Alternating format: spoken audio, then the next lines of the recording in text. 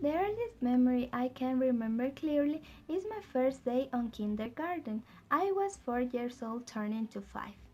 And I remember that in the schoolyard there were a lot of kids crying and screaming and telling their parents that they didn't want to go to school, that they want to go back home with them.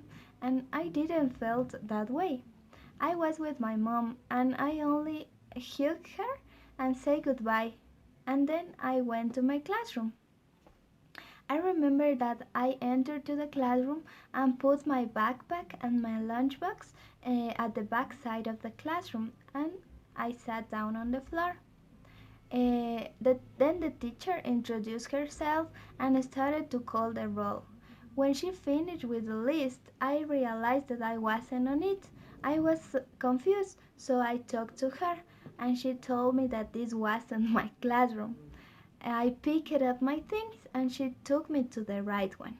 I remember this day because, in spite of the mistake that I made, I didn't feel ashamed.